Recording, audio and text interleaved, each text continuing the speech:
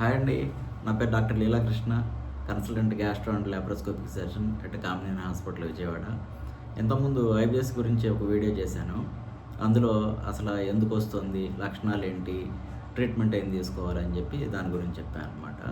కాకపోతే చాలామంది ఏంటంటే ఆహారం అసలు ఏం తీసుకోవాలి, ఎలాంటి ఆహారం తీసుకుంటే మాకు ఇట్లా మళ్ళీ రాకుండా ఉంటుంది, ఏం తినకూడదు, ఇట్లా ఓపిక వచ్చినప్పుడు చాలామంది అడుగుతూ ఉంటారు అనమాట.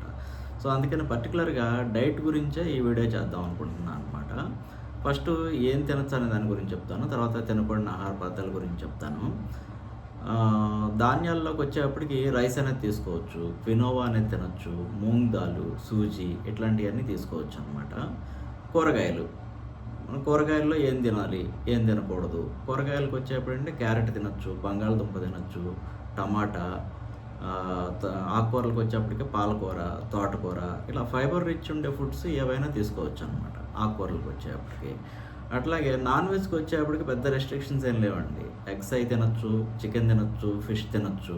ఇవన్నీ రెగ్యులర్గా మనం ఆహారంలో ఉంటే కనుక కొంత మనకి ఉపయోగకరంగా ఉంటుంది. అట్లాగే పాల పదార్థాలు, మిల్క్ ప్రోడక్ట్స్ అట్లాంటివి రెగ్యులర్గా దొరికే మిల్క్ తాగకూడదండి. లాక్టోస్ ఫ్రీ మిల్క్ అని ఉంటుంది, అది తీసుకోవచ్చు.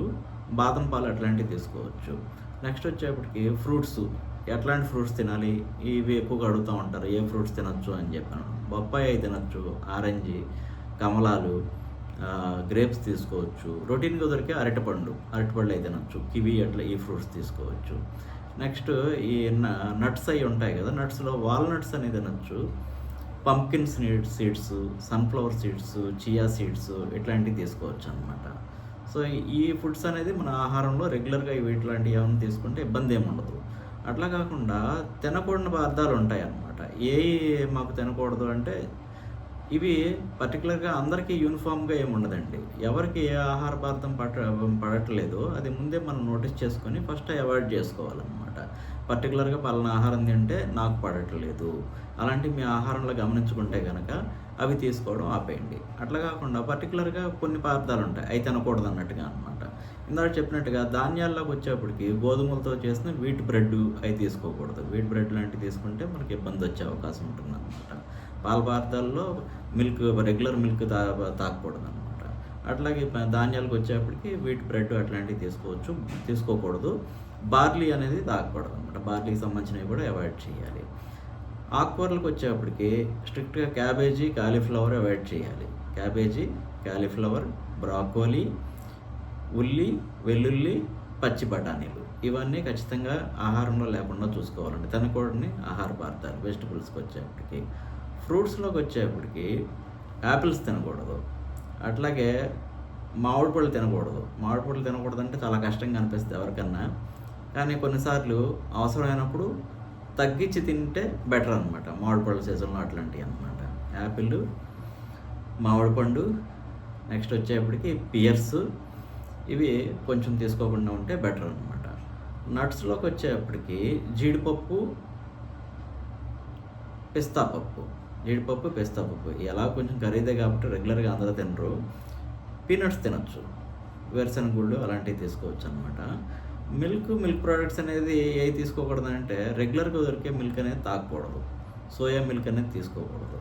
సో ఇట్లాంటి ఈ ఆహార పదార్థాలన్నీ అవాయిడ్ చేస్తే కనుక మన ఆహారంలో లేకుండా చూసుకుంటే చాలా వరకు ఈ ఐబిఎస్ సంబంధించిన సిమ్టమ్స్ అనేది తక్కువ ఉండే అవకాశం ఉంటుందన్నమాట.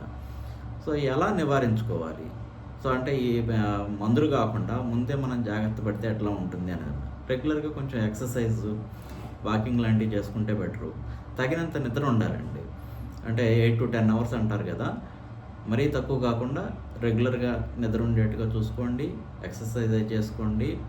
దాంతోపాటు చాలా వరకు ఏంటంటే మనకి మోషన్ వస్తుందనే భయంతో ఫుడ్ తినడం మానేస్తారు. ఫుడ్ తినడం మానేస్తే ముందు నీరసం వస్తుంది. సో ఫుడ్ తినడం మానేయడం అనేది కరెక్ట్ కాదు. ఇంకొంతమంది ఏంటంటే భోజనానికి మధ్య బాగా గ్యాప్ ఇచ్చేస్తారు. అది కూడా చేయకూడదు అనమాట. అలాగే బాగా లేట్గా తింటూ ఉంటారు.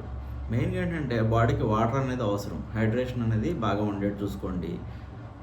నీరు అది తాగండి, కోకోనట్ వాటర్ తాగొచ్చు, హెర్బల్ టీ తాగొచ్చు. ఎందుకంటే పాలు తాగడం అనేది రొటీన్ మిల్క్ మనం తాగుతూ ఉంటాం కాబట్టి అవసరమైనప్పుడు అది అవాయిడ్ చేయాలి కాబట్టి కోకోనట్ వాటరు, హెర్బల్ టీ అవి తీసుకోవచ్చు. అట్లాగే ఫ్యాటీ ఫుడ్స్, మసాలాలు ఉండేవి, స్పైసీ ఫుడ్స్, జంక్ ఫుడ్స్, నిల్వ ఉంచిన ఆహార పదార్థాలు, ప్రాసెస్డ్ ఫుడ్డు ఇట్లాంటివి కంప్లీట్‌గా అవాయిడ్ చేయాలండి. తర్వాత ఆల్కహాల్ కంప్లీట్‌గా అవాయిడ్ చేయాలి. దాంతోపాటు కెఫినేటెడ్ డ్రింక్స్ అంటారనమాట. కెఫినేటెడ్ డ్రింక్స్ అంటే కెఫీన్ ఉండేవి. సో, కాఫీ అనేది తీసుకోకూడదు. Bru coffee, instant coffee, black tea, green tea, అలాగే ఎనర్జీ డ్రింక్స్. కొంతమంది ఎనర్జీ డ్రింక్స్ ఎక్కువ తాగేస్తా ఉంటారు. బాగా ఎనర్జీ వస్తది అని చెప్పి. అందులో కూడా కెఫీన్ ఎక్కువ ఉంటే గనక అది కూడా మనకి మోషన్స్ ఎక్కువయ్యి ఇబ్బంది పెట్టే అవకాశం ఉంటుంది. ఎనర్జీ డ్రింక్స్ కూడా అవాయిడ్ చేయాలి. హాట్ చాక్లెట్, కోకోవా ఇట్లాంటివి అవాయిడ్ చేయాలి. ఇంకా నెక్స్ట్ వచ్చి కార్బోనేటెడ్ బెవరేజెస్ అంటే గ్యాస్ ఉండేవన్నమాట. So, all types of cool drinks అనేది తాగకపోవడం మంచిది. అలాగే గ్యాస్ ఫార్మింగ్ ఎక్కువ ఫార్మ్ చేసే పదార్థాలు ఏమైనా ఉంటే కనుక అవి అవాయిడ్ చేయాలి మన ఆహారం లేకుండా. సో, ఇవన్నీ కొంచెం పాటిస్తే కనుక చాలా వరకు మనం నివారించగలుగుతాము. అట్లాగే బటర్ మిల్క్ తాగొచ్చు, మజ్జిగ తాగొచ్చు. పాలు తాగొద్దన్నాం కానీ మజ్జిగ తాగొచ్చు. దాంతోపాటు పెరుగు అనేది తినొచ్చు. ప్రోబయోటిక్స్ అనేది మనకి డైట్‌లో యాడ్ చేసుకుంటే మంచి బ్యాక్టీరియా ఉత్పత్తి అయ్యి ఈ లక్షణాలన్నీ చాలా వరకు అదుపులో ఉండే అవకాశం ఉందనమాట. సో, ఈ జాగ్రత్తలన్నీ తీసుకొని ఐబిఎస్ సంబంధించిన సింప్టమ్స్ చాలా వరకు తగ్గించుకోవచ్చు. ఇది మీకు ఉపయోగపడుతుందని అనుకుంటున్నాను. Thank you.